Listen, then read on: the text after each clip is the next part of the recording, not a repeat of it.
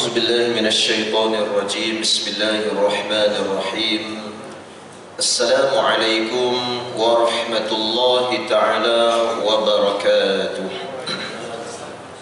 الحمد لله رب العالمين، وبه نستعين على أمور الدنيا والدين، والصلاة والسلام على أشرف الأنبياء والمرسلين سيدنا محمد وعلى آله وأصحابه ومن تبعهم بإحسان إلى يوم الدين.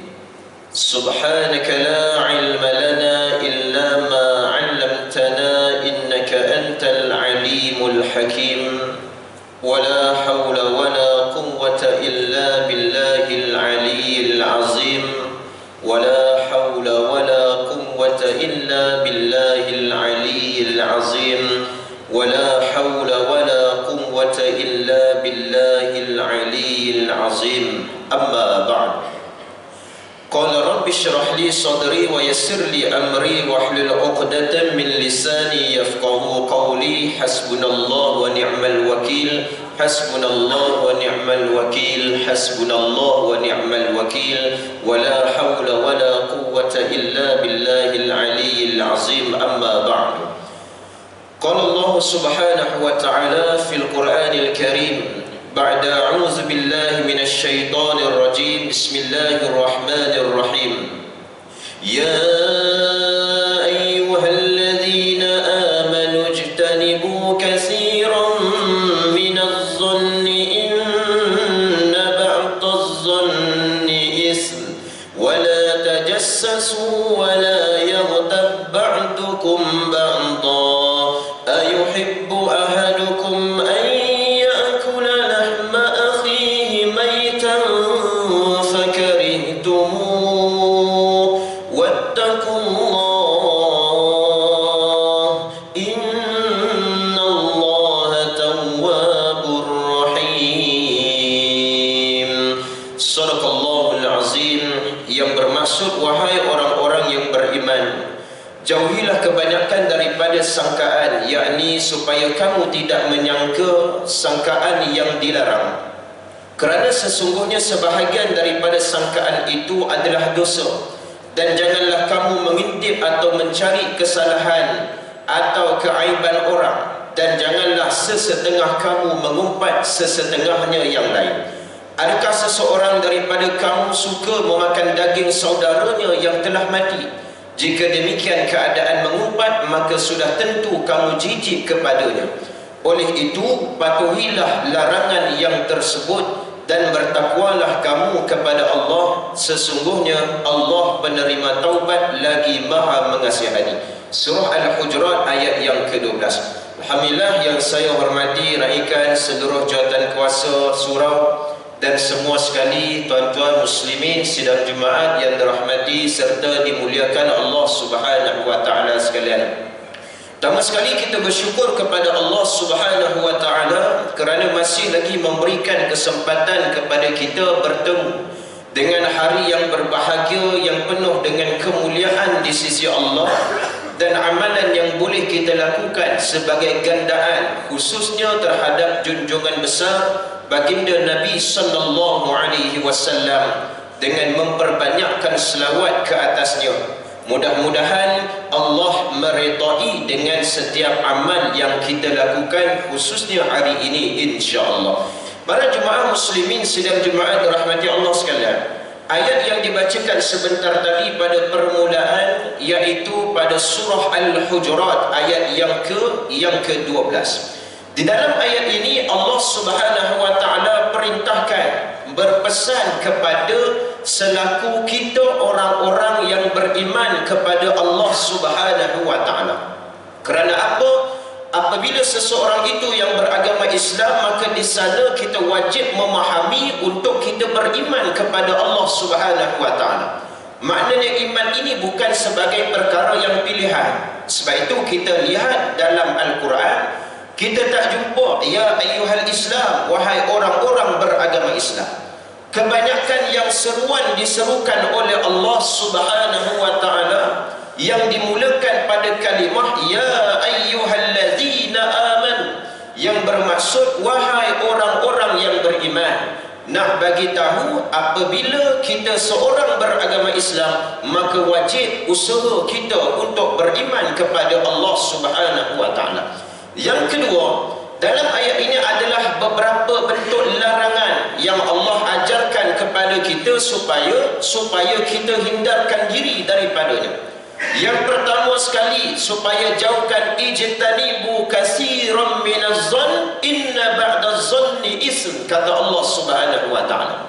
Pertama, elakkan, jauhkan diri kamu daripada banyaknya sangkaan-sangkaan dalam hidup. Ini yang kita sebut sebagai zon.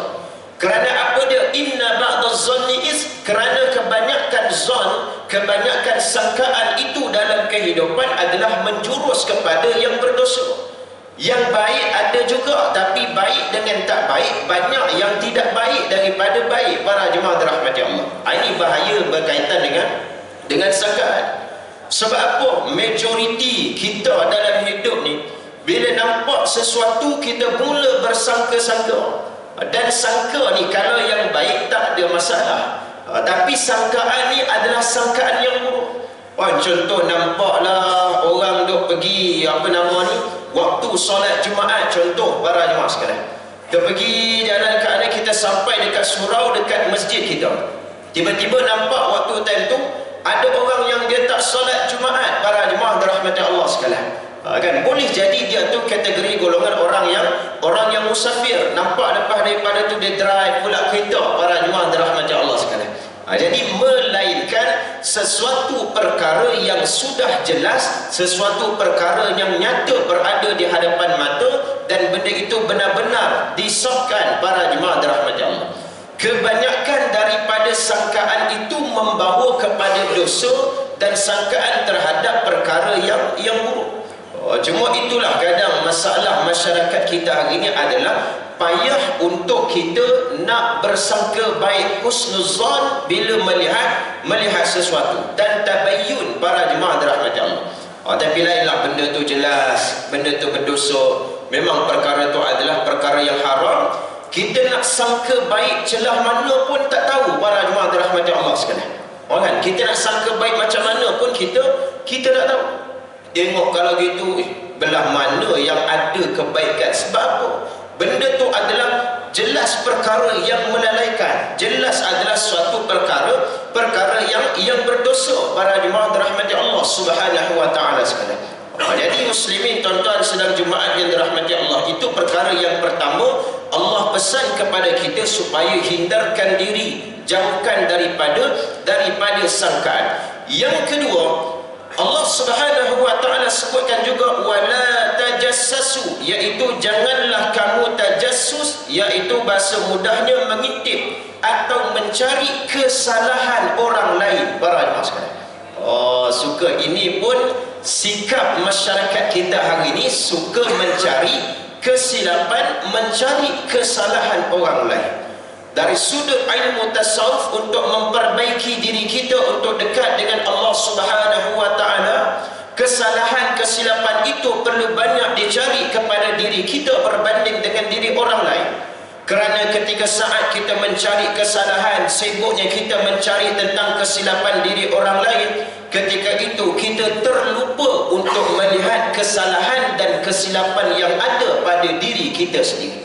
Yakin dan percayalah, bila dia sibuk cari, dia ni salahnya itu, dia ni silapnya ini, dia ni memang ada silap dekat sini, masa tu kita dah terlupa untuk apa dia yang sepatutnya tengok kepada salah dan silap diri kita sendiri. Para jemaah dirahmati Allah Subhanahu wa taala, itu yang kedua. Dan yang ketiga, pesan Allah Subhanahu wa taala, larangan dalam Al-Quran ini, iaitu wala yaghtab ba'dukum ba'da, dan juga janganlah sesetengah kamu itu mencari keaiban dan mengumpat sesetengahnya yang lain. Mengumpat orang lain dan cari, tiga-tiga ni adalah rangkaian yang sama. Mula daripada sangkaan, dia akan mula pergi yang berikutnya mencari kesilapan. Bila dah jumpa kesilapan dan keaiban, dia akan pergi kepada yang tabba'dukum ba'da, iaitu mengumpat di antara satu sama yang lain. Mengumpat, Tengok mula daripada sangkaan dulu. Tengok sangkaan dia pula, lepas tu cari pula lagi. Korek dia punya salah, korek cari dia punya silap. Dah jumpa, dia bawa bincang pula. Dalam lepak geng kedai kopi para jemaah sekalian. Contoh, awak terlepak tu sembang duk mengumpat tentang dia tu yang tak pasti betul ataupun salah, sahih ataupun tidak para jemaah dirahmati Allah. Jadilah yang tabba'dukum ba'da, sedangkan itu yang dilarang dalam agama ditegah oleh Allah Subhanahu wa taala. Kerana apa dia? Balasan yang Allah berikan, Allah datangkan dalam bentuk pertanyaan. Ayuhibbu ahadukum an yakula lahma akhihi famaitan fakarihtum? Adakah kamu ni suka untuk memakan daging saudara kamu yang kamu umpat tersebut, yang mana tentu dalam keadaan jijik? Ini para jemaah dirahmati Allah sekalian. Memakan daging saudara kamu yang mati, maitan fakarihtumu, maka dalam keadaan yang jijik. Itulah gambaran, itulah keadaan yang diberi kepada siapa? Orang yang suka mengumpat tentang orang yang lain, para jemaah dirahmati Allah. Cuma dalam perkara ini ada dibahaskan, dibincang oleh ulama, iaitu beberapa perkara yang dibolehkan dan beberapa perkara yang dinamakan sebagai ribah. Ada terdapat dengan 4 jenis ribah para jemaah sekalian. Ribah kita mengumpat di antara satu sama yang lain. Contoh antaranya, ribah dan jenis yang disebutkan oleh As-Samarqandi berkata terdapat dengan 4 jenis ribah. Dalam satu bentuk ribah termasuk kekafiran, ribah kufur. Yang kedua, dalam bentuk yang lain ribah termasuk nifaq. Kemudian dalam bentuk yang lain ribah adalah maksiat. Dan yang terakhir, ribah yang diperbolehkan, dan ribah ini yang diberikan pahala para jemaah sekalian. Dia ada bentuk dan jenis-jenisnya. Tapi kena pastikan betul para jemaah dirahmati Allah. Baik, kita lihat yang pertama. Ribah yang termasuk di dalam kekufuran adalah ketika seseorang melakukan ribah pada seorang Muslim, kemudian diingatkan kepadanya, jangan kamu melakukan ribah. Malahan dia menjawab kembali, ini bukan ribah. Aku yakin ini bukan perkara ribah. Sesungguhnya dia telah menghalalkan apa yang diharamkan oleh Allah. Maka sesiapa yang menghalalkan apa yang telah diharamkan oleh Allah, dia telah kafir dan hanya kepada Allah tempat berlindung. Dia jumpa dengan orang, dia cakap cerita tentang ni, tapi ini bukan ribah. Ya betul, aku sebut ni bukan benda kita nak mengumpat, sedangkan benda itu dia mengumpat dah para jemaah sekalian. Seolah dia telah membenarkan, menghalalkan konsep ribah itu yang tak sepatutnya, yang tak dibenarkan para jemaah dirahmati Allah. Ini maksud yang pertama, iaitu ribah kekufuran, dalam kekufuran.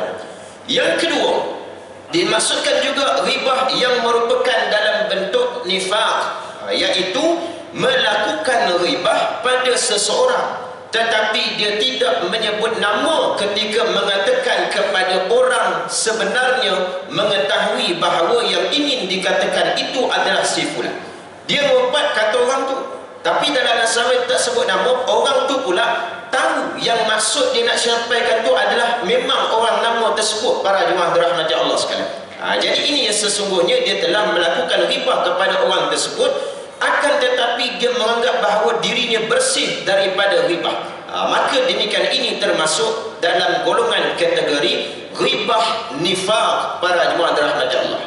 Kan nampak macam tak ribah, tapi bila dia cerita tentang orang tu, dia cerita A, dia cerita dengan B.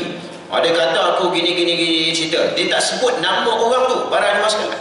Tetapi kawan B tu pula, dia tahu yang dimaksudkan ni adalah orang tu. Dia tahu, memang kenal orangnya para jemaah dirahmati Allah sekalian.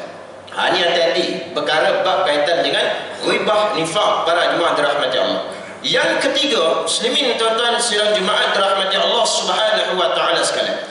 Sedangkan ribah yang merupakan maksiat adalah melakukan ribah dan menyebut nama orang yang diribahi. Dia sedar bahawa perkara ini adalah maksiat, maka hendaklah dia bertaubat. Ini jenis ribah jelas maksiat dan berdosa. Cerita ngumpat orang, sebut pula lagi nama orang tu para jemaah dirahmati Allah sekalian. Jadi kalau yang nifaq tadi dia tak sebut nama, tetapi pastikan yang orang dia nak cerita, nak sebutkan itu, orang tu pun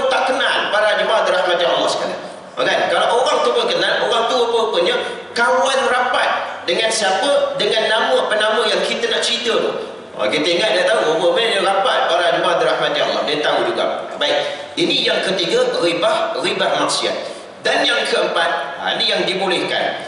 Yang keempat adalah melakukan ghibah pada orang fasik yang masyhur akan kefasikannya, atau seorang ahli bid'ah, maka dia akan diberikan dengan pahala kerana ketika mereka mengetahui keadaan si fasik tersebut akan berusaha untuk memperingatkannya. Ini ada pernah diuraikan dalam kitab Tanbihul Ghafilin para jemaah dirahmati Allah pada muka surat 126 dan juga muka surat 127.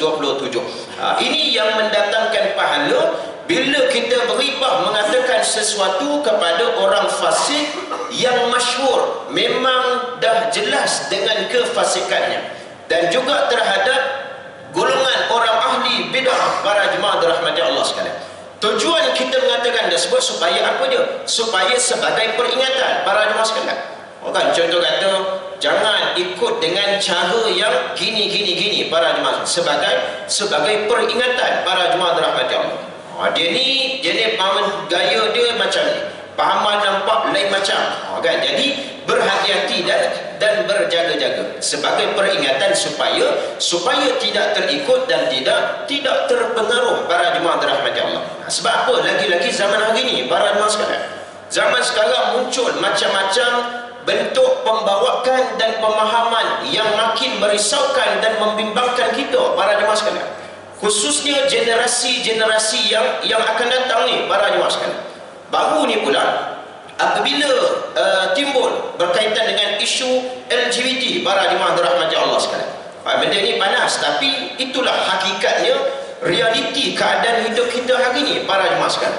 Ada satu bentuk pemahaman, dia kata, tak apa Ustaz, kira okey saya ni bila suka pun dengan sama jenis jantina, berbanding kalau nafsu saya dengan berbeza jantina, lagi mudarat sampai lahir anak luar nikah dan sebagainya, itu mudarat dia lebih besar. Jadi seolah pemahaman dia nampak ada perasaan, ada nafsu dengan sesama jantina ni kira okey lagi berbanding dengan yang tu para jemaah sekalian, dengan beza jantina. Kalau tak kuat, anak-anak muda ini kita dengar, oh betul juga, itu yang jadi masalah ni. Oh, tukar lelaki dengan lelaki tak apa, ada perasaan, ada nafsu sama jantina, Ustaz, tak apa.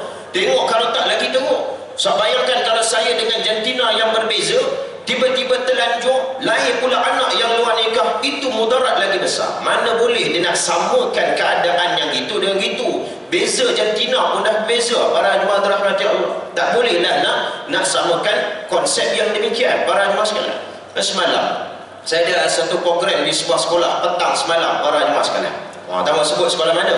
Baik, dia kata habis selesai itu sembang lah, sebab program tu persiapan ke alam remaja. Bila persiapan ke alam remaja, saya kata tahun 6 lah para jemaah sekalian, sebab dia nak masuk menengah. Saya ceritakan realiti yang kamu akan lihat, yang kita akan nampak berada di hadapan mata, dan apa yang akan berlaku. Kalau dulu orang kadang sensitif, kata Ustaz tak elok cerita macam tu, dia orang nanti jadi terdedah fikir yang bukan-bukan. Dulu tak apa para jemaah sekalian. Sekarang lebih baik kita cerita, kita dedahkan, at least dia dapat peringatan, dia tahu awal dan dia tahu benda ni tak boleh pernah diceritakan sebelum daripada ni. Berbanding masa yang makin moden ini, cepat dia boleh dapat tahu sendiri, dan dia nak tahu macam mana, dan dia boleh jadi rasa ingin mencuba para jemaah dirahmati Allah. Dia nampak macam okey, lalu bila tak diberikan peringatan, nak cuba para jemaah sekalian. Saya kata, saya cerita juga sebab keadaan kita situasi hari ini memang kena cerita juga, dan kita bukan cerita detail apa, bagi tahu benda ni tak boleh, benda ni haram, benda ni berdosa dan sebagainya. Masa tengah sembang makan, guru dia cerita, sekarang ada satu term ataupun satu istilah. Kalau dulu sebut abang angkat, adik angkat, sekarang dia ni duk sebut apa dia, like junior, like senior para jemaah sekalian. Favorite junior, favorite senior. Dan masing-masing tu bila ada favorite masing-masing, yang senior ada favorite dengan junior, yang junior ada favorite dia dengan yang senior, tapi sama jantina para jemaah sekalian, sama jantina. Dan benda tu bukan official, rasmi daripada sekolah. Kalau sekolah ni kita faham lah, mungkin kaedah mentoring, kaedah usrah, lebih kurang gitu. Tapi sesama mereka, dan yang junior ni akan WhatsApp lah, berchat lah dengan senior ni pun akan tanya khabar, ambil berat tentang junior. Ini semua benda-benda yang tengok, oh baru first time dengar para jemaah dirahmati Allah, muncul perkara yang sebegini. Masalah juga dengan baru-baru ni para jemaah sekalian, bila berlakunya satu konsert yang diadakan para jemaah dirahmati Allah. Ketika konsert tersebut berlangsung, mula-mula awal ada satu video yang tular tu non-Muslim, tak apa, kita tak heran sangat. Tapi ada satu video yang tular tu orang beragama Islam, wanita tu muda berpakaian pakai tudung, dan lelaki yang muda para jemaah dirahmati Allah. Ketika dinyanyikan salah satu lagu dalam konsert tersebut, maka dia ni dilamar oleh seorang lelaki ini dengan menyarungkan cincin, dan wanita ini akhirnya ambil kertas, dia tulis seolah menjadi memori. Hari ini dilamar oleh nama sekian-sekian di dalam konsert sekian-sekian pada tarikh dan masa sekian-sekian. Jadi viral benda ni. Jadi bila jadi viral, kita risaunya apa para jemaah sekalian? Next yang akan datang ni para jemaah dirahmati Allah. Oh, maknanya trend sekarang boleh melamar wanita dalam majlis yang sebegitu, dalam konsert. Jadi satu kenangan yang terindah para jemaah sekalian. Budaya-budaya yang pelik-pelik ini akan jadi muncul para jemaah dirahmati Allah. Jadi ini yang kita bimbang berkaitan dengan pemahaman dan budaya tersebut. Jadi sebagai kesimpulannya para jemaah dirahmati Allah, daripada surah Al-Hujurat ayat 12 sebagai panduan dan pegangan kepada kita, peringatan daripada Allah supaya kita jauhkan daripada apa dia? Yang pertama iaitu sangkaan zon, yang kedua iaitu dari sudut tajassus, mencari salah silap aib diri orang, dan yang ketiga yartab ba'dukum ba'da, mengumpat di antara satu sama lain. Dan 4 jenis ribah yang disebutkan sebentar tadi, melainkan satu ribah yang boleh mendatangkan pahala dengan tujuan untuk memberikan peringatan kepada kita bersama-sama para jemaah sekalian. Jadi mudah-mudahan ia memberikan manfaat khususnya kepada diri saya yang berkata, hampir dengan telinga saya yang mendengar, dan kepada semua sekali para jemaah muslimin sedang jemaat dirahmati Allah Subhanahu wa taala sekalian. Wallahu a'lam. Yang baik itu dari Allah, yang lemah dan kurang pada diri saya mohon ampun dan maaf. Aqul qouli hadza wa astaghfirullahal azim li wa lakum. Assalamualaikum warahmatullahi taala